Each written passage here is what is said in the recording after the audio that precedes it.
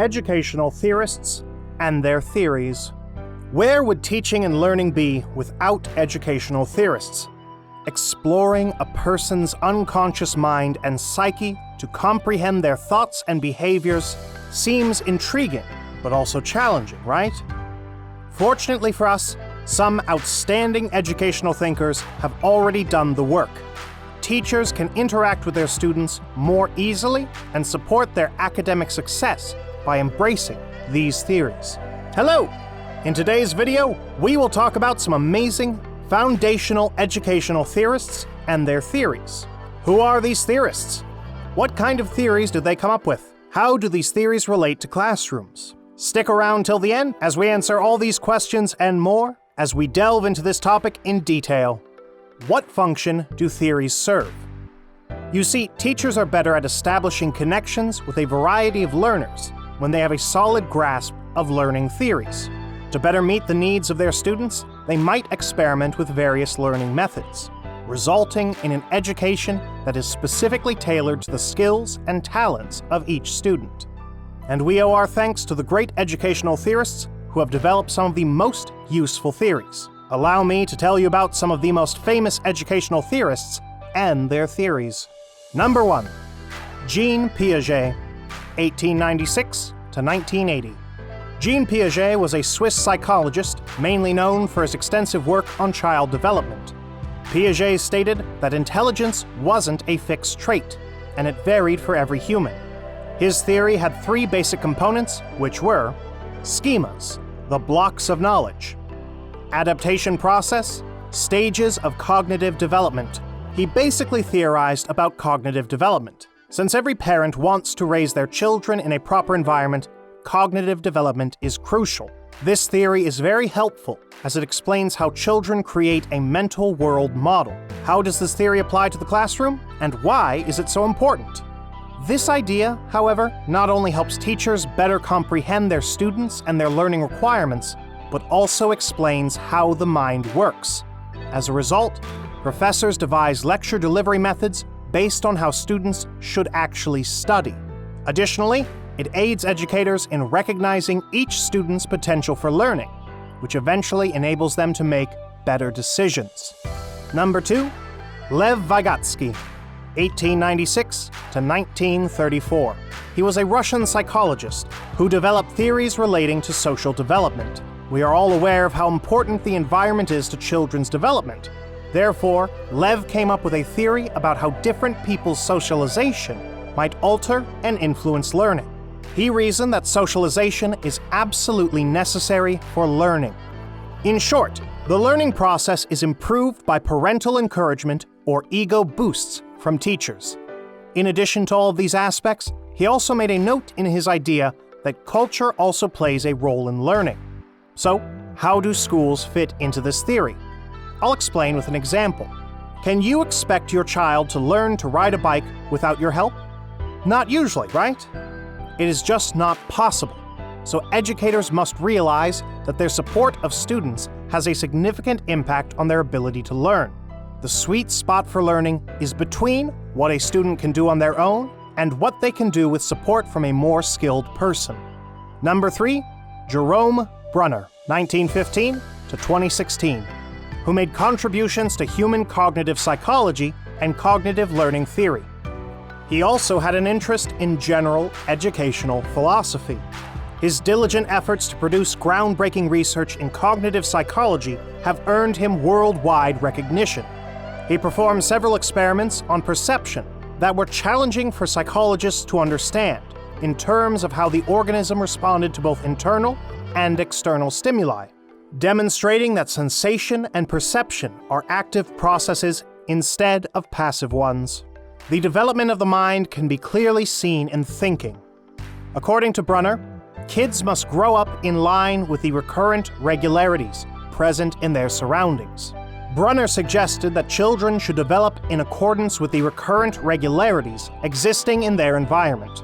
Jerome Bruner proposed 3 different types of representation in his research on the development of children's minds: inactive representation, action-based; iconic representation, image-based; symbolic representation, language-based; When it came to education, Bruner had some strong opinions. According to Bruner, the school curriculum should be designed in a way that teaches students how to solve problems through questioning and exploration. He also believed that culture should impact the concepts people employ to structure how they think about themselves, other people, and the world in general. Number 4, Sigmund Freud, 1856 to 1939. The approach to psychoanalysis was developed by Austrian neurologist Sigmund Freud, who is credited as the founder of psychoanalysis. He created the psychoanalytic theories of mental illness, subconscious structure, and motivation. His claim that both healthy and disordered cognition and behavior are affected by illogical and usually unobserved causes has had a significant impact on scientific and popular conceptions about what it means to be human. His ideas contribute to the understanding of the human mind and behavior. According to Freud, experiences in a person's early life determine their personality. Teachers who know how the id, ego, and superego work will be able to understand their students' behavior.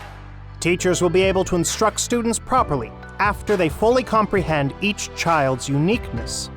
This is how the teachers can apply Freud's theory in a classroom. For instance, traumatic events that a person experienced as a child can cause anxiety. The majority of Freud's research focuses on revealing the secretive mechanisms that underlie personality. Psychologists now find it much simpler to comprehend individuals and delve into the complexities of human thought, thanks to his work. Number 5, Howard Gardner, 1943 to present. The theory of multiple intelligences was developed by American developmental psychologist Howard Gardner.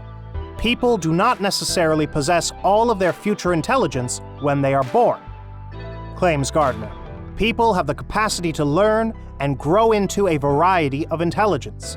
According to Gardner, there are 7 primary focuses of intelligence, which are linguistic, musical, logical mathematical, spatial, body kinesthetic, intrapersonal, and interpersonal. Since every child excels at a different form of intellect, they should be taught what interests them. In comparison to standard intelligence testing, the theory of multiple intelligences can assist teachers in better understanding the cognitive capacities of every student. A teacher can encourage a student to examine his interests in a variety of ways, work on them, and develop his abilities and talents. With the help of this theory, a teacher can encourage a student to examine their interests in a variety of ways, work on them, and develop their abilities and talents. With the help of this theory, a teacher can bring out the best in a student. One should help someone to improve these skills and abilities, for instance, if they have good musical intelligence. Lesson plans and activities can be designed in accordance with students' multiple intelligences. Number 6, John Dewey, 1859 to 1952. John Dewey was an American philosopher, psychologist, and educational reformer. He is well known for his theory of education and learning. John Dewey is largely responsible for the way that many countries' modern educational systems are structured today. His approach to teaching was truly revolutionary and is arguably still essential for today's modern education. John Dewey, perhaps, garnered the most public attention as a result of his involvement in the study of progressive education. Fundamentally, progressive education stresses the value of experimental learning. His theory was centered on the idea that people learn things by doing them. A person will learn and experience more through being practical than by merely reading and memorization. In Dewey's view, children should be the center of brain-based teaching, rather than institutions and curricula, because education is socially constructed. John Dewey said, "To prepare him for the future life means to give him command of himself." Summary. Number 1. With the help of educational theories, teachers can connect with students and guide them to success by managing them according to their personalities. Number 2. Educational theorists have set the foundation for understanding the development of an individual's brain through their theories. Number 3. Jean Piaget was a Swiss psychologist mainly known for his extensive work on child development. Number 4.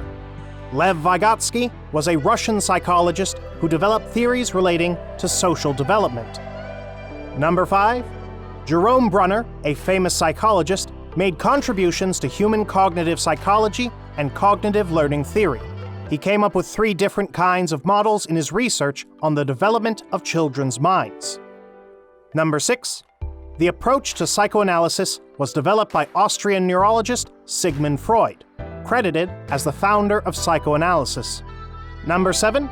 The theory of multiple intelligences was developed by American development psychologist Howard Gardner. Number 8.